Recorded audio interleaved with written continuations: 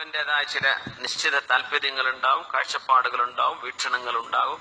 അതനുസരിച്ച് അവർക്ക് പറയാനും പ്രചരിപ്പിക്കാനും ഒക്കെ അവകാശമുണ്ട് ഈ ലോകത്ത്. പക്ഷേ വിഷയങ്ങളിൽ ഇടപെട്ട് പറയുന്ന ആളുകൾ, പ്രത്യേകിച്ച് ഉസ്താദുമാർ, അതുഹിബ്ബൂന അൻ യുകദ്ദബ അല്ലാഹു വറസൂലുഹു, അവാമന്നാസിനോട് പൊതുജനങ്ങളോട് പ്രതികരിക്കുമ്പോൾ പൊതുജനങ്ങളുടെ മനോഗതി എന്തൊക്കെയാണ്, അവരുടെ ഇൽമിന്റെ നിലവാരം എന്തൊക്കെയാണ്, അവരുടെ വീക്ഷണങ്ങൾ എന്തൊക്കെയാണ്, അവരുടെ ചുറ്റുപാടുകൾ എന്തൊക്കെയാണ്, ഇതൊക്കെ മനസ്സിലാക്കിക്കൊണ്ടാണ് ഒരു ദഅവത്ത് ചെയ്യേണ്ട ആൾ സംസാരിക്കേണ്ടതെന്ന്. ഇതൊന്നും അറിയാതെ കുറെ ആളുകൾ പ്രതികരിച്ചു കൊണ്ടിരിക്കുന്നുണ്ട്.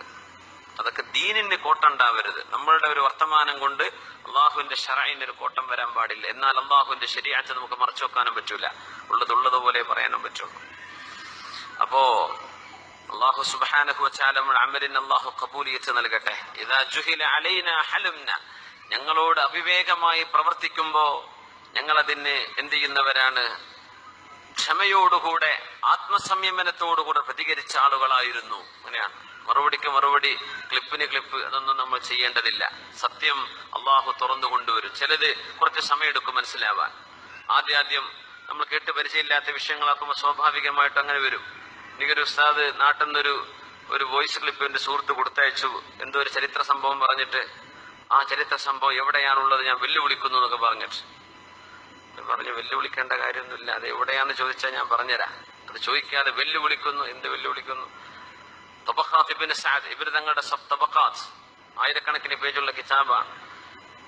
ഇബ്നു ഖല്ലിഖാന്റെ വഫയാത്തുൽ അയാൻ, ഈ 2 കിതാബ് എടുത്ത് നോക്കിയാൽ അതിലുണ്ട് ഞാൻ പറഞ്ഞ സംഭവം. എന്ത് ചെയ്യണ്ട? വെല്ലുവിളിക്കേണ്ട കാര്യമില്ലല്ലോ. ഒരു കാര്യം എന്തിനു വെല്ലുവിളിക്കണം? നമ്മൾ അറിയാത്തത് ലോകത്തില്ല എന്ന് പറയാൻ പാടില്ലല്ലോ. പിന്നെ ഞാനിവിടെ പറയുന്നത് അമാനത്താണ്. ഞാൻ എന്റെ വായനയിൽ, പഠനങ്ങളിൽ എത്രയോ സമയം നിങ്ങൾക്ക് വേണ്ടി ഞാൻ ഫോൺ വരെ ഇപ്പോൾ ഓഫാക്കാൻ തുടങ്ങിയിട്ടുണ്ട്. നിങ്ങൾക്കറിയാം. ആ സമയം നിങ്ങൾക്ക് ചെലവഴിക്കാനാണ് ഞാൻ ഓഫാക്കുന്നത്. എന്റെ കുടുംബത്തോട് പോലും എനിക്ക് വർത്താനം പറഞ്ഞിരിക്കാൻ നേരമില്ല ഇപ്പോ. എന്തിന്? നമ്മൾ മുത്താലയ ചെയ്യണം. ഞാൻ പഠിച്ചാലേ നിങ്ങളെ പഠിപ്പിക്കാൻ പറ്റുള്ളൂ. അത്രയും നേരം ഒരാൾക്ക് ഒരു 10 മിനിറ്റ് കൊടുത്താൽ അടുത്ത ആളൊരു 10 മിനിറ്റ്, അങ്ങനെ എന്റെ സമയം തീരും. ആ സമയം മുഴുവൻ പൊതുജനങ്ങൾക്ക് മൊത്തം ഉപകാരപ്പെടണമെങ്കിൽ ഞാൻ അവിടെ ഇരുന്ന് പഠിക്കണം. അപ്പൊ നമുക്ക് ഫോൺ എടുക്കാൻ കഴിയില്ല. ഓരോരുത്തരോടും ആയിരക്കണക്കിന് ആൾ, ഒരാളെ വിളിക്കൂ, അത് കഴിഞ്ഞ് അടുത്ത ആൾ വിളിക്കും. ഇതൊക്കെ നോൺ സ്റ്റോപ്പ് കോളുകളാണ്. 100, 150, 200 കോളൊക്കെ വന്ന സമയം ഉണ്ടായിരുന്നു. ഹാൻഡിൽ ചെയ്യാൻ പറ്റാതെയായി. പിന്നെ അതുകൊണ്ടാണ് നിങ്ങൾ ഉറപ്പ് വിചാരിക്കരുത്. നിങ്ങൾക്ക് വേണ്ടിയാണ് ആ സമയം ഞാൻ മാറ്റിവെക്കുന്നത്. കാരണം നിങ്ങളോടൊരു വിഷയം പറയണമെങ്കിൽ ഞാൻ ആ വിഷയം പഠിക്കണം. ഇതൊരു അമാനത്താണ്. എനിക്കറിയാം ഞാൻ പറയുന്നതിന്റെ ആശയം എന്താണ്, ഞാൻ ആരോടാ സംസാരിക്കുന്നത്.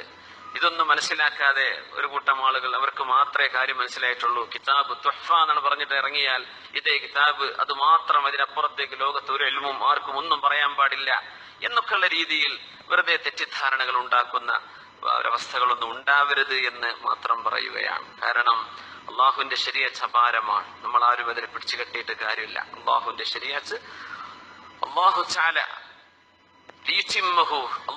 ഇത് പൂർത്തിയാക്കിക്കൊണ്ടിരിക്കും. നമ്മളല്ലെങ്കിൽ മറ്റൊരാളെ കൊണ്ട് അള്ളാഹു ഇത് ചെയ്തുകൊണ്ടിരിക്കും. നമ്മളൊക്കെയും ദീനിന്റെ ഖാദിമീങ്ങളായി ജീവിക്കാൻ ആഗ്രഹിക്കുകയാണ്.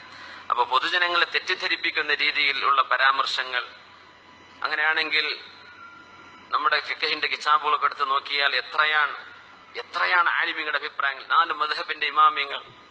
നിങ്ങളിപ്പോ ഒരുപക്ഷെ ഇവിടുത്തെ ഔഖാഫിന്റെ ആലിമീങ്ങളോടൊന്ന് എഴുതി ചോദിച്ചു നോക്കൂ, നായ തൊട്ടാ കഴുകണമെന്ന് ചോദിച്ചു നോക്കൂ. കഴുകണ്ട, ലൈസ ബിനജസിൻ, നജസ് പോലുമല്ല എന്ന ഫത്വ തരൂര്. അങ്ങനെ അഭിപ്രായമുണ്ട്. ബാക്കിയൊക്കെ തെറ്റാണ്, ഇത് മാത്രമേ ഉള്ളൂ. അങ്ങനെയല്ല. നമ്മൾ ഓരോ വിഷയവും ഈ പൊതുജനങ്ങളോട് പറയുന്നവരോടാണ് ഞാൻ പറയുന്നത്. ഇതൊക്കെ ക്ലിപ്പാക്കി വിടാൻ ആർക്കും വലിയ പണിയൊന്നുമില്ല. അതിന് ആർക്കും ചെയ്യാം. കിതാബിന്റെ ഇബാറത്ത് എന്ന് പറഞ്ഞ് അതൊന്നല്ല വിഷയം. നമ്മൾ അള്ളാഹുവിന്റെ ദീനിലേക്ക് ആളുകളെ ക്ഷണിക്കുന്നത് ഹിക്മത്തോടുകൂടെയാണ്. നമുക്കിടയിൽ ഫിത്ന ഉണ്ടാക്കുക. ഇതിനപ്പുറം നിൽക്കുന്ന നമ്മുടെ ഔട്ട്സൈഡുള്ള കമ്മ്യൂണിറ്റി, നമ്മുടെ മതേതര സമുദായങ്ങൾ വേറുണ്ട്. നമ്മുടെ ഉമ്മത്തിനോട് പറയുന്ന വിഷയങ്ങൾ ഒരു ഹിന്ദു വിശ്വാസി കേൾക്കുമ്പോൾ ഇന്നിപ്പോ വലിയ ഒച്ചപ്പാടും ബഹളമൊക്കെ നടന്നുകൊണ്ടിരിക്കുന്നുണ്ട് ചാനലിൽ. നമുക്ക് കിഡ്നി ദാനം ചെയ്യാൻ പറ്റുമോ ഇല്ലയോ? നമുക്ക് പറ്റൂല എന്നാണ് അതിന്റെ അഭിപ്രായം. സ്വീകരിക്കാൻ പറ്റുമോ? പറ്റുന്നാണ്. പക്ഷെ ഇതൊരു അവിശ്വാസിയായ ആൾ കേൾക്കുമ്പോൾ അദ്ദേഹത്തിന് വലിയ പരിഹാസ്യമായി തോന്നും. സ്വാഭാവികമാണ്. തരക്കേടില്ലല്ലോ, നിങ്ങൾക്ക് വാങ്ങാൻ പറ്റുമല്ലേ, കൊടുക്കങ്ങളെ കൊണ്ട് പറ്റില്ലല്ലേ. പക്ഷെ അത് നമ്മുടെ നിയമം അങ്ങനെയാണ്. അള്ളാഹുവിന്റെ കലാമിന്റെ, അള്ളാഹുവിന്റെ ദീനിന്റെ അഹ്കാമുകൾ പറയാ എന്നല്ല, നമുക്കത് ഉണ്ടാക്കാൻ പാടില്ലല്ലോ, ഉള്ളതുപോലെ. എന്നാൽ കിഡ്നി ദാനം പറ്റുമോ, കണ്ണ് ദാനം ചെയ്യാൻ പറ്റുമോ എന്നതിലൊക്കെ ഒരുപാട് ഒരുപാട് വിഷയങ്ങളുണ്ട്. ഞാനത് പറഞ്ഞ അതിലും വലിയ ഫിത്തന ഉണ്ടാക്കും നാട്ടിൽ. ഇതിനായിട്ട് നടക്കുന്ന ഒരു കൗമുണ്ട്.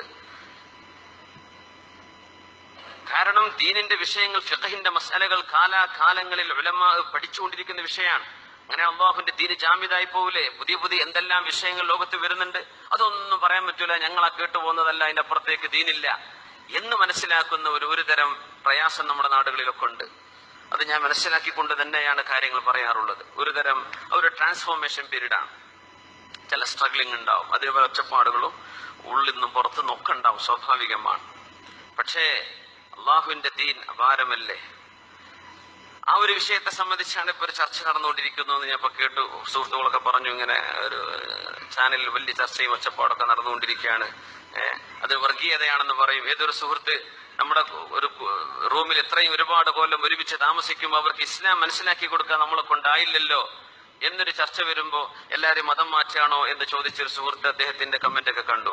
മാഷാ അല്ലാഹ്, അദ്ദേഹം ഇന്നമൽ അഅ്മാലു ബിന്നിയ്യാത്ത് പറഞ്ഞ ഹദീസൊക്കെ മുമ്പ് പറയണ്ടേല് ഒക്കെ നല്ല തന്നെയാണ്. പക്ഷെ ഉദ്ഉ ഇലാ സബീലി റബ്ബിക ബിൽ ഹിക്മതി വൽ മൗഇദത്തിൽ ഹസന, പരിശുദ്ധ ഖുർആനിൽ അങ്ങനെ ഒരു ആയത്ത് കൂടെ ഉണ്ട് എന്ന സുഹൃത്ത് മനസ്സിലാക്കിയ വിഷയം തീരും. മുസ്ലിമായ ആള് ഇസ്ലാമിലേക്ക് ആളെ കൂട്ടാനല്ല, നമ്മൾ ഇഷ്ടംപോലെ ആൾക്കാരുണ്ട്. പക്ഷേ സത്യമായ പരമമായ ഒരു യാഥാർത്ഥ്യം നമ്മുടെ കയ്യിലുണ്ടായിരിക്കെ അതൊരാൾക്ക് അറിയിച്ചു കൊടുക്കേണ്ട ബാധ്യത നമുക്കുണ്ട്, മുസ്ലിമീങ്ങൾക്കുണ്ട്. ഒരു സ്വീകരിക്കട്ടെ സ്വീകരിക്കാതിരിക്കട്ടെ, ഒരിങ്ങോട്ടും പറഞ്ഞു തന്നോട്ടെ, അവരവരുടെ മതം പ്രചരിപ്പിച്ചോട്ടെ. മതേതര രാജ്യം എന്ന നിലയിൽ ഭാരതത്തിന്റെ കാഴ്ചപ്പാടുകൾ നോക്കിക്കഴിഞ്ഞാൽ ഓരോരുത്തർക്കും അവനവന്റെ മതസ്വാതന്ത്ര്യങ്ങളുണ്ട്. അതിലൊന്നും ആർക്കും എന്തില്ല, ഒരു എതിർപ്പില്ല. പക്ഷെ മുസ്ലിം അവന്റെ മതം മറ്റുള്ളവർക്ക് പറഞ്ഞു കൊടുക്കൽ അവന്റെ ബാധ്യതയാണ്. അത് മതം മാറ്റാനോ ആളെ കൂട്ടാനോ അല്ല. മുസ്ലിമീങ്ങളായുകൾ സ്വയം നന്നാവേണ്ടവരാണ്, മറ്റുള്ളവർക്ക് ഈ നന്മ എത്തിച്ചു കൊടുക്കേണ്ടവരുമാണ്. ഈ രണ്ട് ബാധ്യതകൾക്കിടയിലാണ് മുസ്ലിമീങ്ങൾ ജീവിക്കുന്നത്. അപ്പൊ നമുക്ക് വലിയ ഉത്തരവാദിത്വമുണ്ട്. നമ്മുടെ ജീവിത നിലപാടുകൾ, നമ്മുടെ കാഴ്ചപ്പാടുകൾ, നമ്മുടെ ജീവിത രീതി, ഇതൊക്കെ മറ്റുള്ള ആളുകൾ വീക്ഷിച്ചു കൊണ്ടിരിക്കുന്നുണ്ട്. ഒരൽപ്പം ഇപ്പൊ ഫിത്നന്റെ ആളുകളാണെങ്കിൽ തന്നെയും അവർ ഓരോരോ വാദം കേൾക്കുന്നുണ്ട്. അൽഹംദുലില്ലാഹ്, അത് റാഹത്താണ്. ആ കേട്ടതിൽ നല്ലത് സ്വീകരിച്ചൂടെ? وأما الذين في قلوبهم زيغ فيتبعون ما تشابه منه ابتغاء الفتنة وابتغاء تأويله. റസൂലുള്ളാഹി സ്വല്ലല്ലാഹു അലൈഹി വസല്ലം ഖുർആനെ സംബന്ധിച്ച് അന്നത്തെ മുശ്രിക്കീങ്ങളുടെ നിലപാട് അങ്ങനെ. ഖുർആനിൽ എന്തെങ്കിലും അവർക്ക് തിരിയാത്തത് കണ്ടാൽ അപ്പോ അത് വെച്ചിട്ട് അങ്ങോട്ട് കാച്ചും. മുഹമ്മദ് നബി തങ്ങൾക്ക് തിരിഞ്ഞിട്ടില്ല എന്ന് പറയും. ആ ഖുർആനിലെ ആയിരക്കണക്കിന് അള്ളാഹുവിന്റെ ഹിദായത്തില്ലേ, അതെടുത്തൂടെ? അതെടുക്കറ്റ് ചെയ്യൂല. അപ്പൊ ആ രീതിയിൽ നമ്മൾ ദീനിനെ മറ്റുള്ളവരിലേക്ക് എത്തിച്ചു കൊടുക്കേണ്ട വലിയൊരു ബാധ്യതക്ക് മുമ്പിലാണ് നമ്മളുള്ളത്. അതിന്റെ ഇടയിൽ നമ്മൾ തന്നെ ഈ കുത്തിനോവിക്കുന്ന സ്വഭാവങ്ങൾ ചെയ്യുന്നത് നമ്മുടെ അപ്പുറത്തുള്ളൊരു സമൂഹം ഇത് കാണുകയാണ്. ഞാൻ വളരെ ഒന്നുകൂടെ ആഴത്തിലിറങ്ങി പറയാണ്. ഇപ്പൊ ഈ ഫേസ്ബുക്കിൽ കമന്റ് ഇട്ടൊരു സുഹൃത്ത്, അതൊരു ഹൈന്ദവ സുഹൃത്താണെന്ന് തോന്നുന്നു. അദ്ദേഹം നായ തൊട്ടാലുള്ള മസാലയുടെ വിഷയം വരെ പറയുന്നുണ്ട്. അത് നബി തങ്ങൾ പറഞ്ഞ ഹദീസിന് വിരുദ്ധമല്ലേ? നീ സാധുന് എന്തറിയാം? എങ്ങനെയാണ് ഇസ്തിംബാത്ത് ചെയ്യുന്നത്? എങ്ങനെയാണ് ഫിഖഹിന്റെ മസാലകൾ ഫുഖഹ കണ്ടെത്തുന്നത്? ഈ സുഹൃത്തിന് എന്തറിയാം? അത് നമ്മുടെ നാട്ടിൽ നിന്ന് വിട്ടൊരു മൂല്യരുടെ ക്ലിപ്പാണ്. കാരണം നബി തങ്ങൾ ബിത്തുറാബ് എന്ന് വ്യക്തമായി മണ്ണുകൊണ്ടെന്ന് പറഞ്ഞില്ലേ, എന്നിട്ടത് അത് മണ്ണ് അല്ലാത്തതും പറ്റുമെന്ന് പറഞ്ഞാൽ നബിയുടെ മേൽ നുണ പറയലാണ്. ഈ മൂല്യർ അള്ളാഹിനോട് തൗബ ചെയ്യണം എന്നൊക്കെ പറഞ്ഞു. ആ മുസ്ലിയാരോട് ഞാൻ പറയാണ്, അറിയാത്ത വിഷയങ്ങൾ പറയരുത്, അറിയാത്ത വിഷയങ്ങൾ പറയരുത്. ശറഈന്റെ വിഷയങ്ങൾ, മസലകൾ നമ്മുടെ ഏത് ഫിഖഹിന്റെ കിതാബുകളെടുത്ത് നോക്കിയാലും ഹദീസിന്റെ പ്രത്യക്ഷമായ വാക്കുകൾ ഉണ്ടായിരിക്കെ തന്നെ അതിന്റെ അർത്ഥം വേറെയായിരിക്കും. ഇപ്പൊ ഒരു മനുഷ്യൻ തൂങ്ങി മരിക്കുന്ന സംഭവം, ഒരാൾ ആത്മഹത്യ ചെയ്താൽ നിങ്ങൾ ഹദീസ് വായിച്ചു നോക്കൂ. സ്വഹീഹ് മുസ്ലിമിലെയോ അല്ലെങ്കിൽ റിയാദ് സ്വാലിഹിൽ കാണുമല്ലോ ഹദീസുകളൊക്കെ. തൂങ്ങി മരിച്ചാൽ ആ ഹദീസ് ഇങ്ങനെ നോക്കിക്കഴിഞ്ഞാൽ നരകത്തിലാണെന്ന് ഉറപ്പായി തോന്നും. നരകത്തിലാണ് ആ മനുഷ്യൻ പോകുന്നത് എന്ന് തന്നെയാണ് അതിനർത്ഥം കാണുക. പക്ഷേ അതാണോ അവിടെ ആശയം? അല്ലല്ലോ. ആ മനുഷ്യന് ഈമാനുണ്ടെങ്കിൽ ആ മനുഷ്യൻ രക്ഷപ്പെടുമെന്ന് തന്നെയാണ്. പക്ഷേ ഹദീസിന്റെ പ്രത്യക്ഷമായ വാക്കുകൾ കണ്ടാൽ നരകത്തിൽ കാലാകാലം വസിക്കുന്ന ആളാണ് തൂങ്ങി മരിക്കുന്ന ആളെന്ന് തോന്നിപ്പോകും. അങ്ങനെയല്ല മസല. അപ്പോ വാക്കുകളുടെ അർത്ഥം നോക്കിയിട്ടല്ല എന്ത് ചെയ്യേണ്ടത്, ദീനിന്റെ നിയമം. അതുകൊണ്ട് ക്വാളിഫിക്കേഷൻ ഇല്ലാത്ത ആളുകൾ എന്ത് ചെയ്യുക, പെട്ടെന്ന് വാട്സപ്പ് ഓണാക്കിയിട്ട് മൈക്ക് ഓണാക്കിയിട്ട് അങ്ങോട്ട് വിളിച്ചു പറയാ. ദയവ് ചെയ്ത് തെറ്റിദ്ധാരണകൾ ഉണ്ടാക്കരുത്. മുസ്ലിമീങ്ങളായ ആളുകളുടെ അമലുകൾ നഷ്ടപ്പെടാനും ഒരു സമൂഹത്തിന്റെ നന്മ നഷ്ടപ്പെടാനും മാത്രമേ അത് ഉപകരിക്കുള്ളൂ. പൂർവോപരി ഇസ്ലാമിനെ കടന്നാക്രമിക്കാൻ തുടങ്ങുന്ന കാലമാണ്. കടന്നാക്രമണം, പ്രത്യേകിച്ച് ദഅവത്ത് ചെയ്യുന്ന ആളുകൾ മൊത്തത്തിൽ, ഞാൻ അടക്കമുള്ള എന്റെ സുഹൃത്തുക്കളായ ദഅവത്ത് ചെയ്യുന്ന എല്ലാവരും, മുനീർ ഹുദൈ ഇവിടെ ഇരിക്കുന്നുണ്ട്, ഇവരൊക്കെ നാട്ടിൽ പ്രഭാഷണം ചെയ്യുന്ന ആളുകളാണ്. ഞങ്ങളൊക്കെ നോട്ടപ്പുള്ളികളാണ്. അതെനിക്കറിയാം, സുഹൃത്തുക്കൾക്ക് അറിയാം. നോട്ടപ്പുള്ളികൾ എന്ന് പറഞ്ഞാൽ ശരിക്കും അങ്ങനെയാണ്. കാരണം നമ്മുടെ സമുദായം, നമ്മുടെ നാട്ടിലുള്ള രഹസ്യ വിഭാഗങ്ങളൊക്കെയും ആ രീതിയിൽ നോട്ട് ചെയ്തുകൊണ്ടിരിക്കുന്നുണ്ട്. അവര് നിങ്ങൾക്ക് വാത് കേൾക്കുന്നതിലേറെ എന്റെ വാത് അവർ കേൾക്കുന്നുണ്ടെന്ന് എനിക്കറിയാം.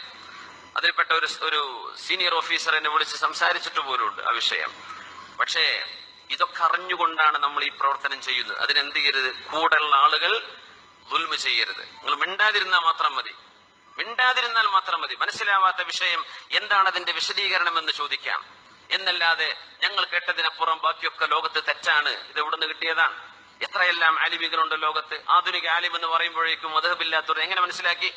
മദ്ഹബുള്ള ആലിമീങ്ങൾ, മദ്ഹബ് അംഗീകരിക്കുന്ന ആലിമീങ്ങൾ, അഹ്ലുസുന്ന വൽ ജമാഅത്തിന്റെ ഉലമാ ലോകത്ത് എല്ലാ കാലത്തുമില്ല, ഇപ്പോഴുണ്ടല്ലോ.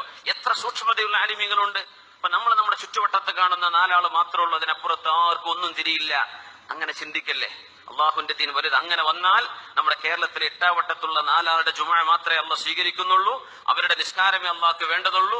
ലോകത്തുള്ള എല്ലാവരുടെ നിസ്കാരവും ബാത്തിലാന്ന് പറയേണ്ടി വരും. ലാ തജ്തമിഉ ഉമ്മത്തി അലാ ളലാല, അങ്ങനെ പറഞ്ഞുകൂടാ. അതൊക്കെ സങ്കുചിതമായ ചിന്താഗതികളാണ്. 4 മദ്ഹബിന്റെ വ്യത്യസ്തമായ അഭിപ്രായങ്ങൾ